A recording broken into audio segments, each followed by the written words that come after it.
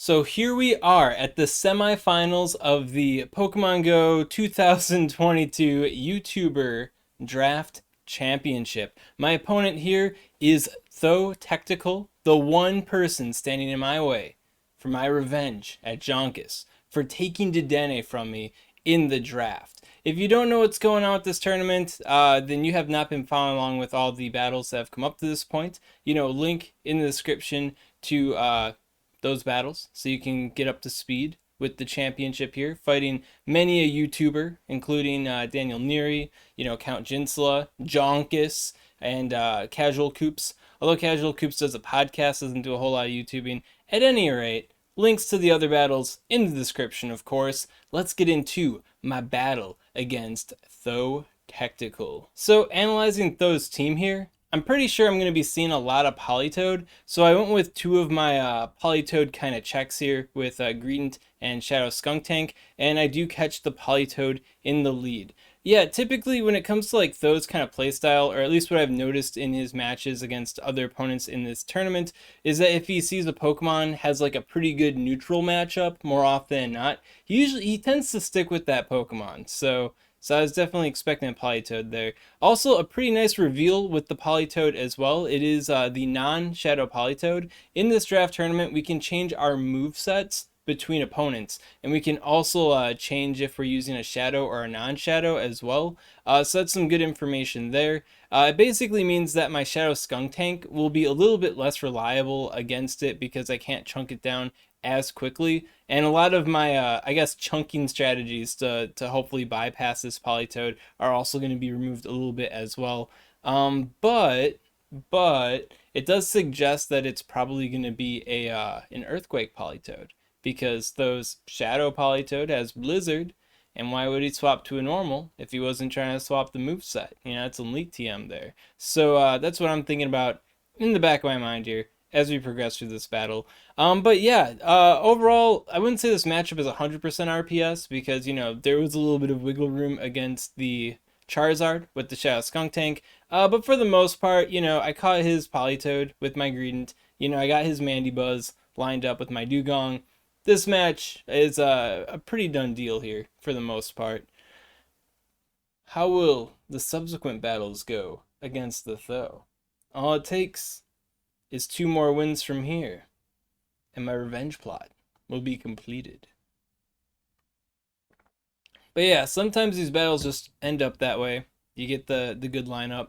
I'd say there's a lot of RPS elements between our two teams overall. But yeah, here we got Mandibuzz. He swaps to the Politoed, so won the lead once again.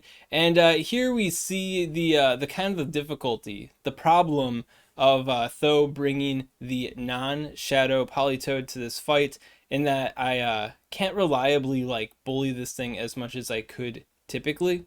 I do get the defense drop, so that is nice. That definitely plays in my favor. But this Politoed's too quick, and it survives too long, and if he gets the double bait in, he'll be able to get the Earthquake, and now I'm in the prime position to get Earthquaked. I'm actually kind of curious just how tight this is on Tho's end, because I did get the double drop. Okay, actually no, it's not tight at all. It's such a chunk of HP right there. Earthquakes me, obliterates me, and now I no longer have my Dugong perfectly lined up against his Mandibuzz. No.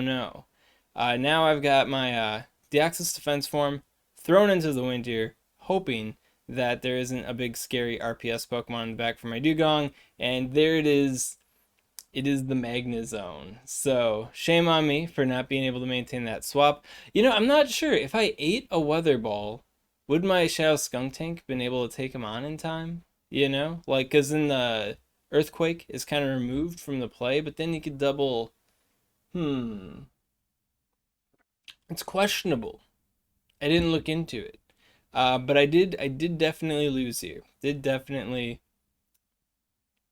ain't good. This doesn't help. Ah, man. I'm so tired.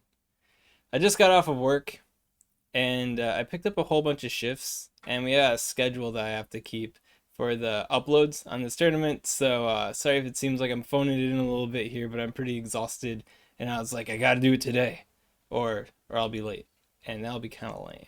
So yeah, but yeah, Tho took me on in the second round.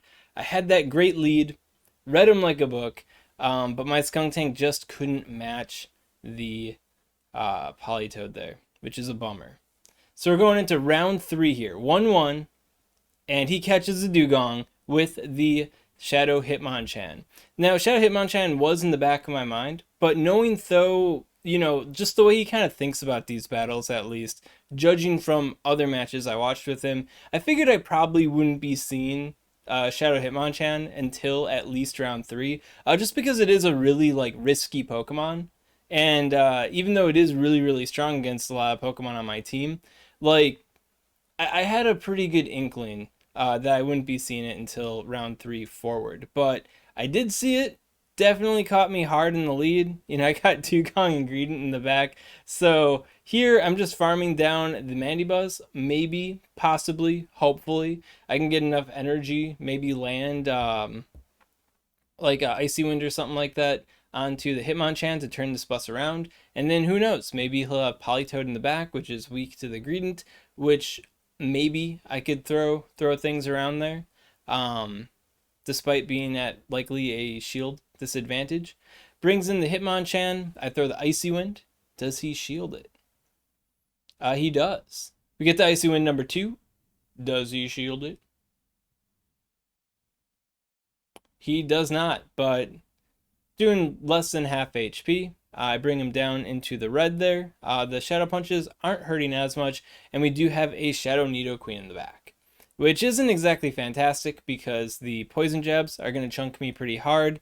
It's going to, debuff my defense stat, which means that Shadow Hitmonchan counter damage is going to clear that debuff I did, and then I'm going to have lower defense for it too, which is not a fantastic place to be in here. So I think we can tell that this particular battle has met its end.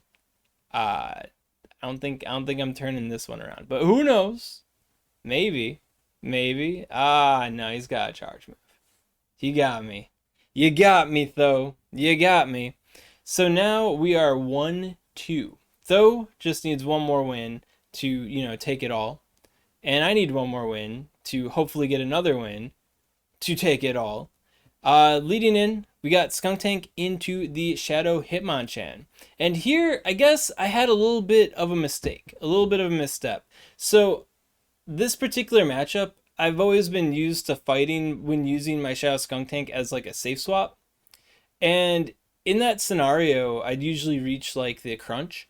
But reviewing the simulations, if it's a head-on battle, unless I'm particularly tanky, I won't be reaching the crunch, which is very unfortunate because I'm not as soft good into the Shadow Hitmonchan as I thought I was. And it's ultimately an IV thing. Checking out Wallower's IVs, basically whenever my Shadow Skuntank fails at something, I then do the simulation again, but with Wallower's PvP IVs on his Skuntank, and it's oh, that would have done it! But yeah, mine's not quite tanky enough. It's unfortunate. My Shadow Skuntank is really, really good. But there's just some matchups. Oh, and I guess taking on Shadow Hitmonchan, face forward, not on the swap with a little bit of an energy lead, well, that means that I'm not reaching the crunch before I get slapped down in the Zero Shield. Things aren't super bad, though. I got Talonflame there. Talonflame did get some, farm action in, so it is up on energy. Greedent here is now lined up against Mandibuzz, which isn't super great, but it's not exactly super bad either. Greedent is just that kind of annoying, neutral Pokemon, just digging into your side. It's kind of like a, a Lick Body Slam type Pokemon, but it's got an energy gaining move instead. It's a bit of a bummer that I'm lined up against the Mandibuzz because I can't really utilize Crunch to hopefully maybe get a debuff to try to carry me forward into the battle, but it is what it is. So weakening down the Mandibuzz there. How far does this go? And ooh, he swaps out just before getting hit down by the Incinerate. And there, that was definitely a misclick. I guess nerves got to me or something like that, and I accidentally hit the Flame Charge instead of the Brave Bird. But Brave Bird only does about 70% damage to a normal Politoed, and his Mandibuzz was energy loaded, So ultimately, I don't think it would have like flipped things. But doesn't help. But ultimately, outplayed, outskilled there. So then next in we have this lead scenario. Won the lead he did with the Deoxys into Mandibuzz. Yeah. So then we got the spaceship looking guy. What are you called? Ferrothorn? Yeah. I got my Dugong. Dugong into Ferrothorn's not super bad. Given how far we took this battle, it probably would have been good to shield up the first Power Whip, especially since I desperately needed to, maintain swap there. I don't know how much it really would have helped, but it would have helped me like avoid getting like farmed down per se, possibly, maybe. But we get to this scenario. I thought I was going to be able to Ice Shard him down before he'd reach double Power Whip. He ended up reaching double Power Whip. So now we've got 0 shields to the 2 shields, which, I mean, I do have Gramble. So now I do have swap advantage Gramble into Mandibuzz, which is fantastic for me. But he does have a Magnezone.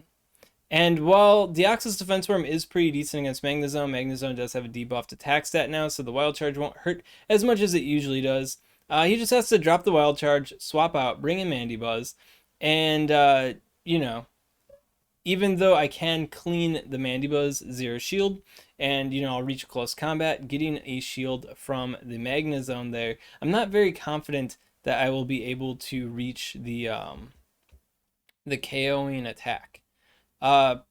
Possibly, like, thinking about the scenario, maybe it would have been, he would have reached the attack there anyways, so yeah. So okay, so he brings in the Magnezone, and I go in for the crunch, hoping to get a debuff on him to maybe allow me to, counter farm him down. Did not get the debuff, so I'm going down for the counter down, and almost reached the double Psycho Boost, but he did reach the Wild Charge here, taking me out, and securing the final battle in these battles. So yeah, Tho beat me. What to do, right? It was a pretty good fight. I feel like I could have brought a little bit more heat in the second half there. Maybe whipped out, Gramble a bit more aggressively, along with maybe Superior. But I was a bit afraid. I was really afraid of that Nidoqueen, catching like my Gramble, or, catching my Superior a little bit too soon or sooner than I would have liked. Or, Superior getting lined up against the Mandibuzz or Charizard. I went Tharn. And I feel like that was a little bit uncharacteristic of me. Thinking about myself in Sylph Season 2, usually if there was some disadvantage, some hard RPS like that in the midst, I'd usually just swing into it, pretty heavy. But I noticed that in this draft tournament, like the RPS type elements had me a little bit afraid, I also noticed that in my battle against Daniel Neary, like I was terrified of running into a Lantern. So I guess I had to conquer that fear within myself if I'm going to do well in the Play Pokemon Championship at Milwaukee there. You can't be afraid of your opponent. Because like if you're afraid of your opponent, then you're not thinking about how afraid your opponent is of you, which means you can't really press that kind of advantage. The mental warfare though. But yeah, aside from my own personal issues in this battle, Tho did really well. And, to the victors, goes the spoils. If you think about it, Jonkus already beat me once, right? So who better to beat Jonkus than someone who hasn't lost to him, So while Tho did beat me, I can now impart my will upon him. He is to carry out my revenge plot. He has slain me.